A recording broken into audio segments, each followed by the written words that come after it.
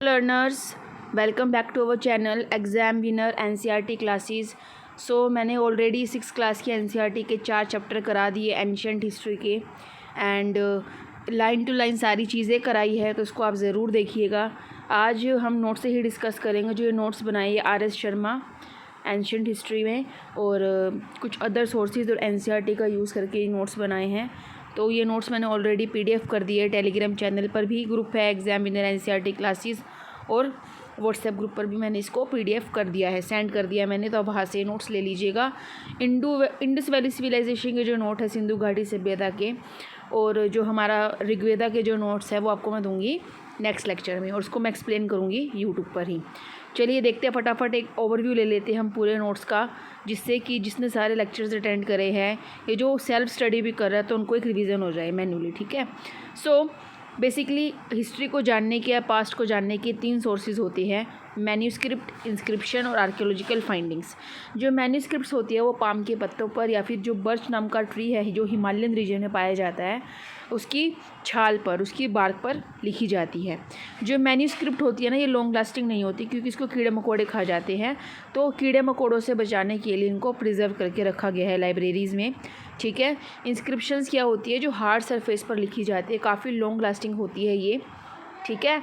और बेसिकली जो राजा महाराजा होते थे, अपनी विक्ट्रीज़ को लाइफ टाइम उसको याद रखने के लिए, उसको मेमोरेबल बनाने के लिए दीवारों पर वो चीज़ लिखवाया करते थे।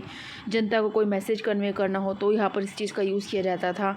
और आर्कियोलॉजिकल फाइंडिंग्स का मतलब क्या होता है कि जब हिस्टोरियंस एक्सकवेट करते हैं, खुदाई करके जब चीज़ें निकालते हैं, आर्टिफैक्ट्स निकालते हैं, जब उनको स्टडी किया जाता है कि वो कितना पुराना है, उसको बोलते हैं आर्कियोलॉजिकल फाइंडिंग्स। क्लियर। और बेसिकली उसको दूसरे शब्दों में कहे तो पूरे पीरियड को 3 पार्ट्स में बांटा गया है: प्री हिस्टोरिक, प्रोटो हिस्टोरिक और हिस्टोरिक। जो प्री हिस्टोरिक पीरियड होता है ना, ये आपका सारा का सारा एजम्पशंस पर बेस होता है, क्योंकि इसका कोई भी रिटन रिकॉर्ड अवेलेबल नहीं है। यहाँ पर सिर्फ हम एज्यूम कर सकते हैं चीज़ों को, और एज्यूम ऐसे नहीं है कि अपने आप ही ख्याली पुलाव पकाना, नहीं। एजम्पशन भी किसी बेस पर होती है। तो वो कौन से बेस होंगे?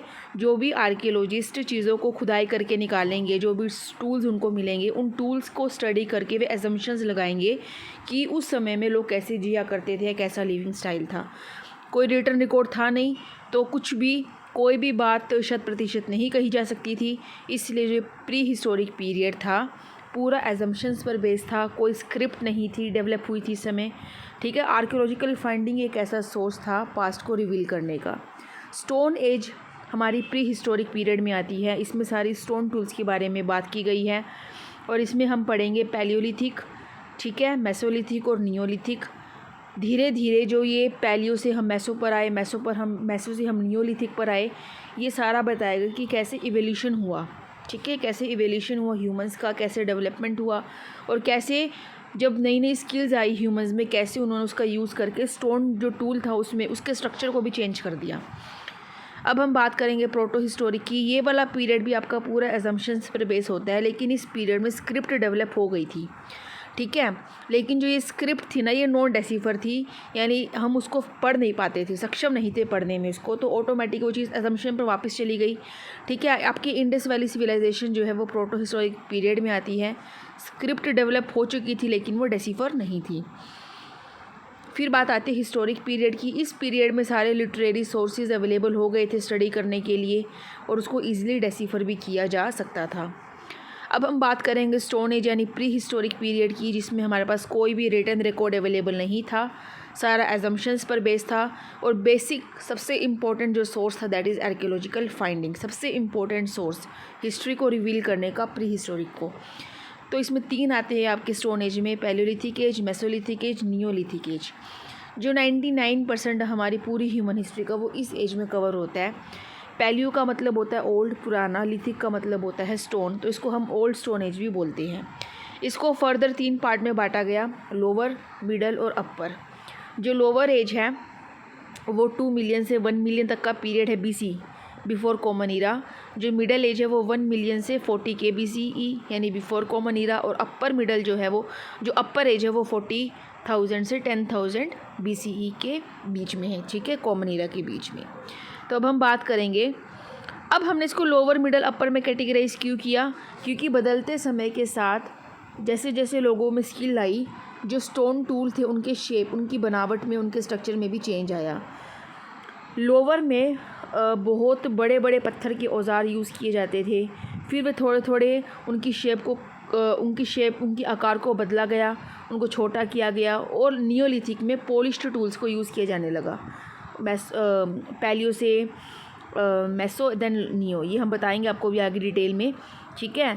तो पहले हम पैलियोलिथिक को ही डिटेल में डिस्कस करेंगे। पहले हम बात करेंगे लोअर पैलियोलिथिक एज की। जब हमारी धरती पर जब जो ह्यूमंस की डेवलपमेंट हो ही रही थी, वो चीज़ें उभर ही रही थी, उस समय धरती का ऑलमोस्ट पार्ट आपका आइस बर्फ़ से ढका हुआ था, जिसकी वजह से क्लाइमेट काफ़ी कोल्ड था, काफ़ी ठंडा था और उस वजह से ग्रासलैंड्स वगैरह कुछ भी चीज़ें डेवलप नहीं हुई थी इतने अच्छे से, ठीक है। उस समय hand axes, cleavers, choppers use किए जाते थे, ठीक है। अब जो आर्कियोलॉजिस्ट को हैंड एक्सीज मिले, क्लेवर्स मिले, चॉपर्स मिले, ठीक है, उससे उन्होंने ये आइडिया लगाया, स्टडी करके ये एज्यूम किया कि उस समय के जो लोग थे लोअर पैलियोलिथिक एज के, वो हंटर्स थे, गैदरर्स थे। इनको यूज़ करके वो हंटिंग गैदरिंग किया करते थे, ठीक है, शिकार किया करते थे, बेसिकली खाना इकट्ठा करते थे। एक तरीके से वो नोमेडिक लाइफ को जिया करते थे। नोमेडिक यानी NOMADIC, यानी वो जो लोग थे पुराने लोअर पैलियोलिथिक एज के, वो जगह जगह भटक कर हंटिंग किया करते थे या जगह जगह भटक कर खाना इकट्ठा किया करते थे, गैदर किया करते थे। हमें लोअर जो एज है, लोअर पैलियोलिथिक जो एज है, उसमें काफ़ी सारी गुफाएं, केव्स देखने को मिले, शेल्टर्स देखने को मिले और सबसे इम्पोर्टेंट जो साइट है Palaeolithic site, that is Bhimbetka, ठीक है। और ये यूनेस्को की लिस्ट में भी शामिल है। अब भीमबेटका इतनी इम्पोर्टेंट साइट क्यों है लोअर पैलियोलिथिक साइट, इसका मैंने कंप्लीट आपको, जब मैंने NCERT के चैप्टर्स कवर कराए थे उसमें मैंने आपको कंप्लीट डिटेल्स का दिया हुआ है, तो आप वो ज़रूर देखिएगा वीडियोस, ठीक है। अब हम बात करेंगे मिडल पैलियोलिथिक एज के बारे में। इसमें जो स्टोन टूल्स है उसमें थोड़ा सा चेंज आया, उसकी शेप में, स्ट्रक्चर में। टूल्स थोड़े स्मॉलर हो गए, लाइटर हो गए, हैवियर नहीं थे। इसमें ब्लेड्स, पॉइंट्स, बोरर्स, क्रैपर्स को यूज़ किया जाता था। और अपर पैलियोलिथिक एज में होमो सेपियंस हमारे एमर्ज हो गए थे, ठीक है। और इसमें ब्यूरिन टूल्स, नीडल्स, ब्लेड्स को यूज़ किया जाता था और टूल्स स्टोन और फ्लिंट के बने होते थे। होमो सेपियंस क्या होता है, जो हमारी अब की जो स्पीसीज़ है प्रेजेंट की, उससे जो लास्ट स्पीसीज़ थी, दैट इज़ होमो सेपियंस, ठीक है। अब हम बात करेंगे मेसोलिथिक एज के बारे में। मेसो मतलब मिडल, लिथिक मतलब स्टोन, तो मिडल स्टोन एज है ये हमारी। बेसिकली आपका ट्रांजिशन पीरियड है, आपका ऑब्जर्वेशन पीरियड है, या आपका इंटरमीडिएटरी स्टेज है बिटवीन पैलियोलिथिक एंड नियोलिथिक। ये आपका जो मेसोलिथिक एज रहा है वो 10,000 BC और 8,000 BC के बीच में रहा है। जो ये पीरियड है, ये ट्रांजिशन का पीरियड है ओल्ड स्टोन से न्यू स्टोन की तरफ। इसमें हमें बहुत बड़ा क्लाइमेट में बदलाव देखने को मिला। क्लाइमेट काफ़ी वार्मर हो गया था, गर्म हो गया था, काफ़ी ह्यूमिड हो गया था। कैसे वार्मर कब होगा, जो आइस से ढका हुआ पार्ट था वो अब धीरे धीरे पिघलने लग गया था और उस वजह से जो वातावरण का जो टेम्परेचर था वो काफ़ी जो टेम्परेचर था वो इंक्रीज़ हो गया था। पहले टेम्परेचर काफ़ी कम था, ठंडा था, वो टेम्परेचर धीरे धीरे बढ़ने लग गया बर्फ़ के पिघलने से, ठीक है। क्लाइमेट काफ़ी वार्मर हो गया था, जिसकी वजह से ग्रासलैंड्स डेवलप होने लग गई, रेनफॉल इंक्रीज़ हुआ और जिसकी वजह से हमें काफ़ी सारे फ्लोरा और फोना देखने को मिले। फ्लोरा फोना मतलब क्या होता है, एनिमल्स एंड प्लांट्स, ठीक है। टूल्स, इसमें ब्लेड्स, सरसेंट्स, ट्रायंगल्स, ट्रेपजर्स यूज़ किए जाते थे और इसी पीरियड में आपका एक तरीके से डोमेस्टिकेशन को स्टार्ट हो गया था। ऑब्ज़र्व किया गया कि इस पीरियड में आपका डोमेस्टिकेशन स्टार्ट हो गया था। डोमेस्टिकेशन का मतलब क्या होता है, वो प्रोसेस जिसमें आप खुद प्लांट्स को ग्रो करते हो, सीखते हो और एनिमल्स को पालते पोसते हो। और इसमें जो मेसोलिथिक की जो इम्पोर्टेंट साइट्स हैं, राजस्थान में हमें मिली बगोर और मध्य प्रदेश में हमें देखने को मिली आदमगढ़। हमें यहाँ पर क्या देखने को मिला, हमें यहाँ पर डोमेस्टिकेशन के एविडेंसेस देखने को मिले। हमें यहाँ पर ये पता चला इन साइट्स पर कि डोमेस्टिकेशन हमारा मेसोलिथिक एज में स्टार्ट हो गया था। और जो है, बच्चों ध्यान से सुनना, कि जो गोट है, शिप है, ये आपका फर्स्ट डोमेस्टिकेटेड एनिमल है। एक होता है वर्ड टेम और एक आपका होता है डोमेस्टिकेटेड, ठीक है। जो टेम है that is different and domesticated that is different. अगर मैं आपसे अभी क्वेश्चन पूछूं कि पहला टेम एनिमल कौन सा है, तो आप कहोगे डॉग्स और कुछ कहेंगे शिप। जो डॉग है वो पालतू नहीं है, उसको पालतू बनाया गया, उसको ट्रेनिंग देकर, उसको रख कर, ठीक है। लेकिन कुछ जानवर ऐसे होते हैं जो प्रकृति से ही, उनकी जो प्रकृति होती है वो पालतू वाली ही होती है, जैसे बकरी, ठीक है, शिप। तो जो पहला डोमेस्टिकेटेड एनिमल था दैट इज़ गोट, शिप, और जो पहला टेम एनिमल था दैट इज़ डॉग। यहाँ पर मैंने लिखा भी हुआ है, जो फर्स्ट टेम एनिमल है दैट इज़ डॉग एंड जो फर्स्ट डोमेस्टिकेटेड एनिमल है दैट इज़ शिप। टेम और डोमेस्टिकेशन दोनों डिफरेंट होते हैं। पैलेलिथिक एज में जो एनवायरनमेंट था वो कोल्ड था, लेकिन मेसोलिथिक में क्लाइमेट वार्म था, और पीपल अब समझने लग गए थे मेसोलिथिक एज में कि लाइव स्टॉक को कैसे पालते हैं, कैसे उनका रियरिंग करते, पालते पोसते हैं। लाइव स्टॉक मतलब वो स्टॉक जिसमें जितने भी एनिमल्स हैं वो क्या है, लाइव है, ज़िंदा है, यानी उनका स्टॉक रखना एक तरीके से लाइव स्टॉक। एक होता है गुड्स का, मटेरियल पैसिव चीज़ों का स्टॉक रखना, लाइक क्लोथ्स हो गई, ठीक है, क्रॉप्स हो गई।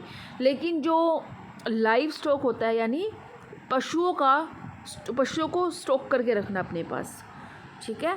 इस फेज़ में जो लोग हैं, पीपल है, मेसोलिथिक की बात कर रही हूँ मैं, इस फेज़ में जो लोग हैं, पीपल है, वो अपने आप को एक्सप्रेस करना सीख गए थे पेंटिंग्स के थ्रू। एक्सप्रेस करने के काफ़ी सारे तरीके होते हैं, आप लिख कर एक्सप्रेस कर सकते हैं, बोल कर एक्सप्रेस कर सकते हैं, लेकिन उन्होंने एक्सप्रेस करना सीखा पेंटिंग्स के थ्रू। और यहाँ पर एक नया टर्म आता है म्यूरल पेंटिंग्स। ये वो पेंटिंग्स होती है जो दीवारों पर बनाई जाती है, ठीक है। अब हम बात करेंगे नियोलिथिक एज की। नियो का मतलब होता है न्यू, लिथिक का मतलब होता है स्टोन, तो that's called new stone age. इसमें पॉलिश टूल्स, अब लोग टूल्स को पॉलिश करने लग गए, उनको काफ़ी अट्रैक्टिव बनाने लग गए टूल्स को। स्टोन और एक्सिस के बेसिकली टूल्स बनाए जाते थे, और ये जो टूल्स बनाते थे नियोलिथिक एज में वो हंटिंग करने के लिए नहीं बनाते थे, वो हंटिंग से कनेक्ट नहीं थे, वो किससे कनेक्ट थे, एग्रीकल्चर से और फार्मिंग से। क्लियर। इस नियोलिथिक में बेसिकली अच्छे तरीके से एग्रीकल्चर स्टार्ट हो गया था। लोग नोमैडिक से सेटल लाइफ की तरफ मूव करने लग गए थे, क्योंकि जब भी कोई फसल उगती है तो वो एकदम से पककर तैयार नहीं होती, फसल उगने में समय लगता है 5 से 6 महीने, ठीक है। तो अगर कोई फसल उगा रहा है एक पर्सन, तो ऐसा नहीं है आज फसल उगाई कल कहीं और शिफ्ट हो गया, वो तब तक वहाँ पर रहेगा जब तक कि वो फसल उगकर तैयार नहीं हो जाती, पककर तैयार नहीं हो जाती। तो लोगों ने अब रहना सीखा एक जगह पर। लोग पॉलिश्ड टूल्स और माइक्रो मतलब स्मॉल छोटे छोटे पॉलिश्ड टूल्स वो यूज़ करने लग गए। उस समय जो घर बना करते थे वो सर्कुलर या रेक्टेंगुलर शेप में बना करते थे, और वो मड के बना करते थे। यहाँ पर हमें पोट्री देखने को मिली, यहाँ पर हमें जिससे हम बर्तन बनाते हैं मिट्टी के, वो फुटव्हील को यूज़ करके हमें यहाँ पर वो चीज़ देखने को मिली। फर्स्ट टाइम नेलिथिक में डेड बॉडी को डिस्पोज किया गया, और जो अर्लीस्ट विलेज सेटलमेंट थी, जो सबसे पहला जो विलेज सेटलमेंट हमें देखने को मिली दैट इज़ मेहरगढ़, जो अब प्रेजेंट में कहाँ पर है, पाकिस्तान के अंदर है। कुछ नियोलिथिक साइट्स हमें देखने को मिली। हमें देखने को मिला सबसे पहले जो नॉर्दर्न एरिया है दैट इज़ कश्मीर में नियोलिथिक कल्चर हमें देखने को मिला। 2 साइट्स हमें मिली वहाँ पर, बरजोहम और आगे आपको मैं अभी बताऊँगी। तो यहाँ पर हमें पिट्स देखने को मिले, सेरेमिक्स के हमें देखने को मिली, सेरेमिक्स की बनी चीज़ें, अलग अलग तरह की वैरायटी के स्टोन्स देखने को मिले। यहाँ पर हमें कोई माइक्रोलिथ नहीं मिला, लेकिन पॉलिश टूल्स हमें मिले। बरजोहम जो एक साइट है 2700 BC, यहाँ पर लोग पिट्स में रहा करते थे, हंटिंग और बेसिकली फ़िशिंग किया करते थे, एग्रीकल्चर होता था, कोर्स ग्रे पोट्री का यूज़ करते थे। और यहाँ पर ये भी देखा गया इस साइट में कि किसी ने उसके मास्टर के साथ ही, यानी मास्टर के डॉग को मास्टर के साथ ही ब्यूरे कर दिया गया। एक साइट कौन सी है, गिफ्करल, ठीक है। यहाँ पर हमें एग्रीकल्चर वही पॉलिश टूल्स मिले, यहाँ पर हमें डोमेस्टिकेशन की कुछ एविडेंसेस मिले। नियोलिथिक में नॉर्दर्न ईस्टर्न साइट्स कौन सी है, बिहार की चिरंड। यहाँ पर आप पढ़ लीजिएगा, सारा मैंने नोट्स में दिया गया कि अर्ली एज में क्या क्या देखने को मिला, लेटर में क्या क्या हमें देखने को मिला, ठीक है। यहाँ पर जो हमें टूल्स देखने को मिले थे नियोलिथिक की लेटर एज में, वो सिंग के बने हुए थे। ऐसे ही मेघालय की गैरो हिल्स। साउथ इंडिया में कौन सी देखने को मिली, जो गोदावरी के साउथ में पड़ती है, वहाँ पर हमें साइट्स देखने को मिली, ठीक है। एक हमें कर्नाटका में गांव मिला पिकलीहल, यहाँ पर कैटल हर्डर्स थे, डोमेस्टिकेट करते थे कैटल्स को, शिप को, गोट को, और यहाँ पर सीजनल कैंप्स भी हमें देखने को मिले।